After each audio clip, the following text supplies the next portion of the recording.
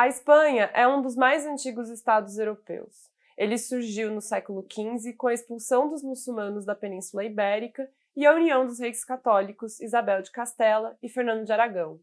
Essa união concretizou sobre o domínio de Castela a unidade do que hoje é o território espanhol.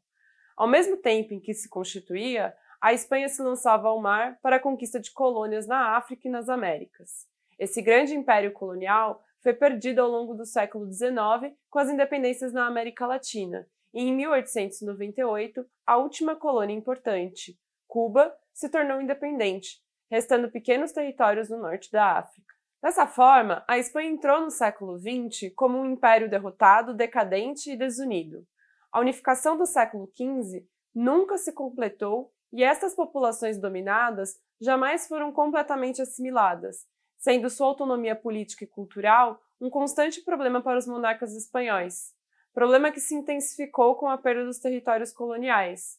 Por causa disso, existiram ao longo da história da Espanha, e existem ainda hoje, muitos movimentos separatistas. Os movimentos mais fortes e conhecidos são os da Catalunha e do País Basco, as duas regiões mais ricas do país, importantes centros industriais e financeiros.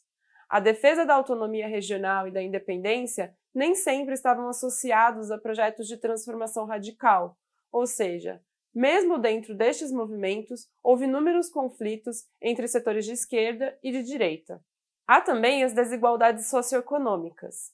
No sul, o problema da terra era o latifúndio improdutivo. No norte, o minifúndio. Ao centro, o latifúndio era improdutivo e mobilizava o campesinato pelo sindicalismo católico em defesa da religião, da propriedade e da unidade espanhola contra os separatistas.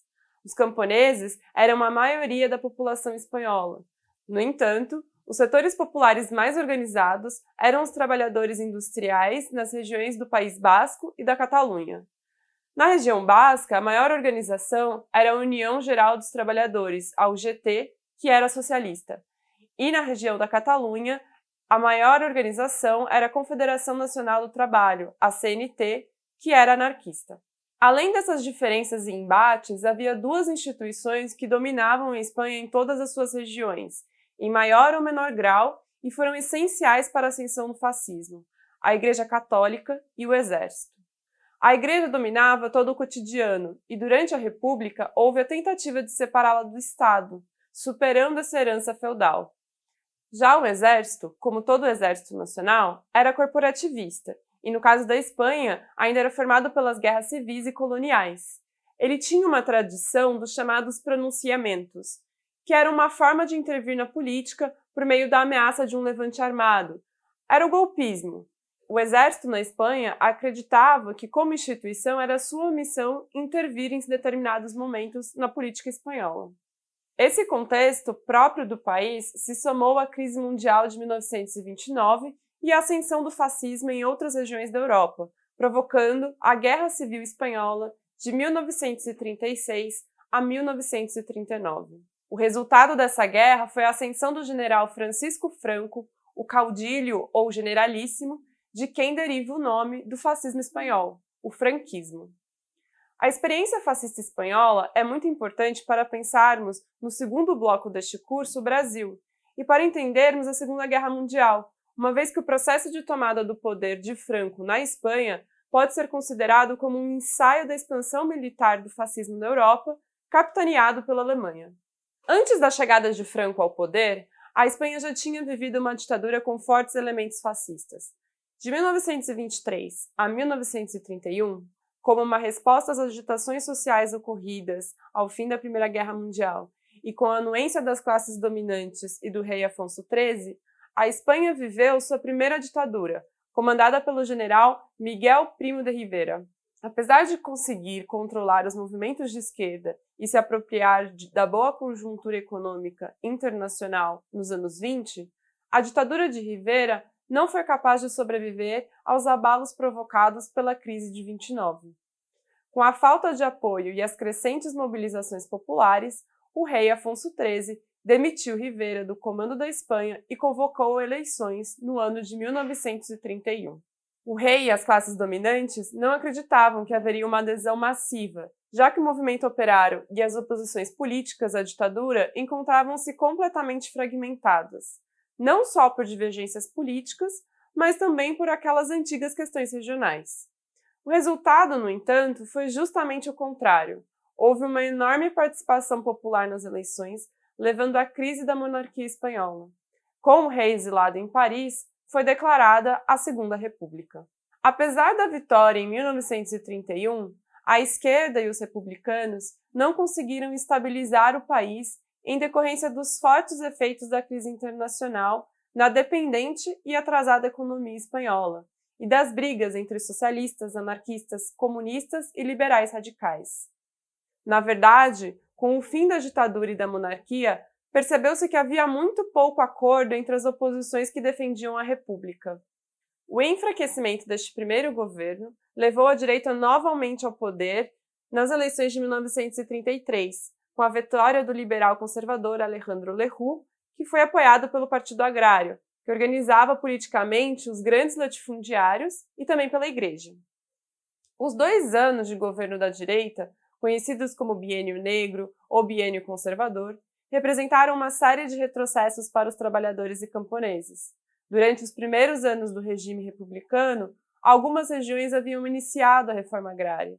O poder da Igreja Católica na vida cotidiana, como, por exemplo, controlando a educação, foi atacado. Houve ganhos econômicos e políticos para os trabalhadores, amedrontando as classes dominantes espanholas. A direita procurou retroceder esses passos. A vitória da direita na Espanha e depois a de Hitler na Alemanha, também em 1933, levantaram um alerta para a esquerda espanhola, que iniciou o movimento de Frente Ampla, tentando reorganizar em uma plataforma política mínima socialistas, comunistas, anarquistas e liberais radicais. A esquerda, então, retornou ao poder nas eleições de 1936 com a Frente Popular. Contudo, enquanto a esquerda se reorganizava no campo institucional, conquistando a vitória nas eleições, as forças de direita já se articulavam para a tomada do poder por meio da força.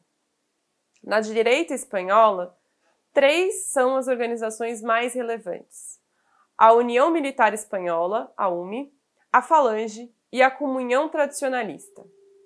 A UME era comandada pelo general Sanjurjo, que articulou em 1936, a partir de Portugal, o apoio de Hitler e Mussolini ao golpe que preparavam. Foi essa organização que iniciou o pronunciamento contra o governo da Frente Popular e da qual Franco se tornará chefe com a morte acidental de Sanjurjo nos primeiros movimentos do golpe. A Falange foi fundada em 1933 e era o partido fascista liderado pelo filho do ditador Primo de Rivera, José Antônio Primo de Rivera, executado durante a Guerra Civil pelos republicanos. Eles possuíam as milícias que aterrorizavam os trabalhadores na cidade e no campo. Já a Comunhão Tradicionalista era um partido que se organizou no início do século XX sob a liderança de Falconde e que reivindicava a dinastia dos Bourbon, de Carlos V, para governar a Espanha. Militares, liberais conservadores, monarquistas, clero e fascistas formavam nesse campo político o que poderia se chamar uma frente antipopular. A vitória e o governo da Frente Popular entre fevereiro e julho de 1936 estava longe de representar uma revolução comunista, como os golpistas depois iriam alegar, por mais que tenha provocado de fato o acirramento dos conflitos sociais no campo e nas cidades. Na verdade, as eleições apenas mostraram que a direita espanhola não podia obter qualquer tipo de vitória absoluta sobre as classes populares e seus partidos pela via democrática e eleitoral. Por maiores que fossem as dificuldades de organizar um governo com tantas forças políticas diferentes como a Frente Popular, havia unidade para barrar a direita nas eleições. Fechada para a direita a via institucional de acesso ao controle do Estado espanhol, os 5 primeiros meses de 1936 viram a conspiração das forças reacionárias ganharem cada vez mais força. O golpe, propriamente dito, começou em 18 de julho de 1936, com a mobilização de tropas a partir do Marrocos. Os golpistas justificaram o seu movimento desde o princípio como uma contra-revolução preventiva, ou seja, um movimento deflagrado única e exclusivamente para evitar uma revolução comunista que supostamente se avizinhava. Acusava-se os adversários de estarem planejando fazer o que os golpistas fizeram como justificativa para a sua ação de ruptura radical da ordem política. Inicialmente, as forças golpistas acreditaram em uma vitória rápida, mas a contra-revolução gerou a revolução. Apesar de serem pegos no contrapé, as forças republicanas e de esquerda conseguiram exercer uma resistência tenaz que freou as tropas golpistas, dividindo a Espanha. O exército de Franco inicialmente foi contido no sul, em um trecho da Andaluzia, na Galícia, Castela Velha, Aragão e Navarra ao norte. O País Basco e todo o leste da Espanha permaneceu com o governo republicano. No entanto, apesar da resistência heróica, a República tinha dificuldades de se organizar, tanto pelas brigas internas entre as facções que compunham seu governo, quanto pelas diferenças regionais e, principalmente, pela falta de reconhecimento e apoio das potências ocidentais ao seu governo. Enquanto os golpistas contaram com aparato militar e fornecimento de armamento da Alemanha e da Itália, Inglaterra e França optaram pela política de não intervenção, que na prática levou ao isolamento da República Espanhola, mal equipada, sem munições e armas. A resistência dos combatentes republicanos foi heróica, e tropas internacionais foram montadas com voluntários estrangeiros que se alistaram para combater o fascismo. As famosas Brigadas Internacionais, que, embora aguerridas, não eram tão numerosas. Mesmo a União Soviética demorou a oferecer suporte militar à República e, quando o fez, o governo francês fez de tudo para atrasar. O México deu apoio diplomático e simbólico, recebendo no final da guerra os refugiados republicanos. Outros tantos refugiados se retiraram para a França, mas o governo francês limitou sua permanência ao sul do território, confinando os refugiados em campos de concentração e gerando todo tipo de conflitos e dificuldades em seu acolhimento. Serão esses combatentes que terão um papel fundamental na construção da resistência francesa à ocupação nazista. O papel da França e da Inglaterra durante a Guerra Civil Espanhola foi crucial para o seu desfecho e para o início da Segunda Guerra Mundial. A guerra na Espanha foi um ensaio para os nazistas testarem seu exército, principalmente sua aeronáutica. Foi a primeira guerra com a presença massiva de aviões e na qual se iniciou o bombardeio de civis. O quadro Guernica de Picasso é um retrato do que as tropas franquistas e nazistas fizeram nessa cidade basca. Apenas um exemplo dentre outros massacres cometidos pelos fascistas e que os franquistas negaram até o fim. A relação entre os dois conflitos, a Segunda Guerra Mundial e a Guerra Civil Espanhola, é direta. Em 20 de setembro de 1938, França, Inglaterra, Alemanha e Itália assinaram o Tratado de Munique, que entregou a Tchecoslováquia para os nazistas. Com a tomada da Catalunha pelos fascistas franquistas no início de 1939, França e Inglaterra reconheceram o governo de Franco, e já em 15 de março de 1939, Hitler invadiu Praga para conquistar a Tchecoslováquia. Em 1º de abril de 1939, Franco declarou o fim da Guerra Civil Espanhola e iniciou oficialmente a sua ditadura. O processo de tomada do poder pelo fascismo na Espanha foi através de uma guerra e uma repressão brutal que se seguiu a ela. Depois de milhares de mortos na Guerra Civil, Franco não poupou esforços e munições para eliminar tudo o que considerava degenerescência. A Guerra Civil, para ele, era uma cruzada para restaurar a tradição espanhola, às suas supostas grandiosas origens, aos reis católicos que unificaram o território, Isabel de Castela e Fernando de Aragão, aos tempos das navegações e da Inquisição. É a partir dessas referências que ele se lançou na cruzada da Guerra Civil e, posteriormente, contra todo e qualquer tipo de oposição à sua ditadura. Conforme as tropas fascistas avançavam contra os republicanos, acirrava-se internamente a luta de Franco para se sobrepor aos outros líderes, Primo de Rivera da Falange e Falconde da Comunhão Tradicionalista. Nessa luta, Franco se beneficiou da execução do primeiro, Primo de Rivera, pelo governo republicano e exilou o segundo, Falconde. O general assumiu o controle dos dois partidos e fundou uma nova falange, que no próprio nome explicitava a unificação das organizações de direita anteriores. a Falange Espanhola Tradicionalista e das Juntas de Ofensiva Nacional Sindicalista. No começo, Franco era claro sobre seus objetivos: estabelecer uma ditadura militar. Mas logo de início abandonou o termo por gerar muitos questionamentos e passou a discursar pela restauração da pátria, da família e da igreja. Para aplicar seu programa de retrocesso, era preciso instalar um forte aparato repressivo. Conforme as conquistas de territórios pelo exército iam ocorrendo, a perseguição à oposição se iniciava, pois uma violência sem sentido e legalizada servia para paralisar o inimigo. Para se ter uma ideia, era considerado inimigo e passível de condenado à morte até mesmo aqueles que se recusassem a cargos para os quais eram nomeados pelo governo. Para retornar à suposta Era de Ouro espanhola de 300, 400 anos antes, montou-se o aparelho de repressão que remontava à Inquisição da Idade Média, mas ao mesmo tempo se utilizava de métodos modernos implantados pelas polícias políticas na Alemanha e na Itália fascista. Falando em Inquisição, o poder da Igreja foi restaurado, suas cerimônias ganharam status de eventos sociais do Estado espanhol, transformando-se numa espécie de ideologia oficial do regime. Os padres serviam ao aparato de controle da ditadura e deveriam, por exemplo, controlar e reportar a frequência dos fiéis à missa. Apesar das relações carnais entre o regime espanhol e os fascismos italiano e alemão, Franco não embarcou de cabeça no esforço de guerra fascista contra a humanidade.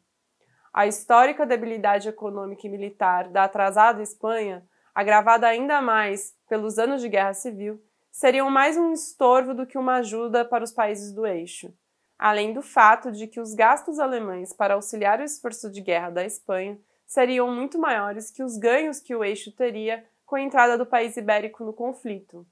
Franco tampouco se sentia muito animado em envolver o debilitado país na guerra de Hitler, uma vez que o ditador alemão não se demonstrava muito interessado em atender às demandas por territórios na África feitas pelos espanhóis. A neutralidade de Franco durante o conflito significou, a princípio, um apoio velado aos países do eixo.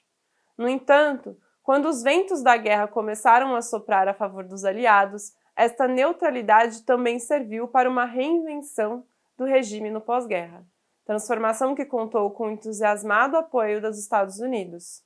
Assim como o nascimento do regime teve a complacência das potências capitalistas, sua sobrevida também foi garantida por essas mesmas potências. O franquismo era sustentado e governado pelo general Franco pessoalmente. O caudilho era o chefe e só abriu espaço para outros membros da ditadura quando precisou invernizar seu governo e adaptá-lo à nova ordem da Guerra Fria. Além de montar uma poderosa rede de repressão que incluía a Igreja Católica e a colocar em seu lugar na hispanidade, Franco também tinha um projeto econômico pautado na agricultura, porque a partir dela seria fomentada a riqueza nacional, o que era mais importante que acabar com a miséria. No entanto, nestes primeiros anos de ditadura, o governo não foi bem sucedido em aumentar as áreas férteis, e as safras destes anos foram bem abaixo das conseguidas durante a República. O racionamento e a escassez permaneceram até o final da Segunda Guerra Mundial. Ao mesmo tempo, um grupo de empresários e latifundiários foram favorecidos com acesso facilitado a matérias-primas e terras, dando-lhes um espaço privilegiado no desenvolvimento econômico que viria nos anos 60. Com a aliança entre os Estados Unidos e a União Soviética desfeita e o início da Guerra Fria, a Espanha de Franco passou a ser uma aliada estratégica dos Estados Unidos na chamada contenção do comunismo internacional, a partir dos anos 50. A projeção do novo poder global dos Estados Unidos exigiu uma requalificação de suas alianças, o que acabou promovendo a ditadura franquista de um regime fascista para um regime autoritário. Ao qualificar as ditaduras como regimes autoritários, os acadêmicos, jornalistas e a máquina de propaganda do governo estadunidense vendiam a ideia de que estes eram um mal menor frente aos chamados regimes totalitários e incluíam neste conceito tanto os fascistas como os regimes socialistas. Foi a forma que o bloco capitalista, que se autoatribuía o título de campeão da liberdade e da democracia, encontrou para justificar o injustificável. A conivência com os regimes fascistas, os inimigos de ontem, para combater o comunismo, os inimigos de hoje. Aproveitando-se de inúmeras vantagens concedidas pelo governo, como a remessa irrestrita de lucros e incentivos fiscais, além da brutal repressão que impedia a organização dos trabalhadores e assim rebaixava ainda mais o custo da mão de obra espanhola, empresas multinacionais, principalmente estadunidenses, francesas e alemãs, passaram a investir pesadamente na indústria local. A ditadura era um porto seguro para essas empresas oferirem maiores lucros, fugindo dos poderosos movimentos sindicais das democracias europeias. Esse período, conhecido como o Milagre Econômico Espanhol, produziu importantes transformações no país ao ampliar enormemente a participação da indústria na economia, estimulando a imigração do campo para a cidade e enfraquecendo os setores tradicionais das classes dominantes, como os latifundiários. Apesar da retórica nacionalista que embalava o regime, este processo foi responsável por ampliar ainda mais a já tradicional dependência da economia espanhola em relação aos países centrais do capitalismo. Enquanto o crescimento econômico do pós-guerra gerava uma situação de ganha-ganha entre Estados Unidos e os países do mercado comum europeu, o regime ditatorial e monolítico serviu muito bem a esses interesses. No entanto, a crise da era de ouro do capitalismo no fim dos anos 60, expressão do acirramento da competição econômica entre os Estados Unidos e o mercado comum europeu, acirrada ainda mais pela crise do petróleo em 73, provocou uma série de tensões que eram impossíveis de serem resolvidas sob a rigidez de uma ditadura militar. A necessidade de encontrar um novo equilíbrio para a dominação burguesa na Espanha, acomodando no Estado a classe empresarial espanhola que havia enriquecido durante o Milagre, ao se associar aos capitalistas multinacionais, tornava necessária uma transformação do regime. Assim, na primeira metade dos anos 70, com o aprofundamento da crise econômica, o ressurgimento do protesto social, liderado sobretudo pela juventude e pelos trabalhadores das novas fábricas, o movimento de oposição à ditadura começou a ganhar força. Com a debilidade da saúde do caudilho e o medo de uma transformação pela base, o príncipe Juan Carlos foi oficializado como sucessor de Franco. Abria-se o período que ficou conhecido como a Transição Espanhola. Seu início foi marcado pela morte de Franco e o restabelecimento da monarquia no ano de 1975, mas seu fim é motivo de polêmica. Controlado pelos setores mais conservadores, em aliança com a esquerda moderada, buscando a todo custo evitar que esse processo derrapasse e se transformasse em uma revolução social, a transição espanhola não puniu os crimes nem os criminosos da ditadura.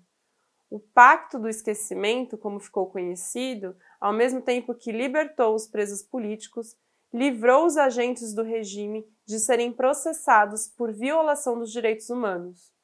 A ditadura era disfuncional para a integração da Espanha ao capitalismo europeu, da mesma forma que a República Social da década de 30 era um péssimo exemplo para as democracias racionadas do velho continente. Assim como os militantes fascistas sempre dependeram do apoio dos setores conservadores e liberais de seus países para viabilizarem os seus regimes, o fascismo espanhol nasceu, cresceu, se transformou e morreu com a cumplicidade e ao sabor dos interesses das democracias ocidentais. Porque la batalla es larga y son muchos. Pero nosotros somos muchos más. Siempre seremos muchos más. El mañana es nuestro, compañeros. La lucha continúa. No pasarán. Nosotros pasaremos.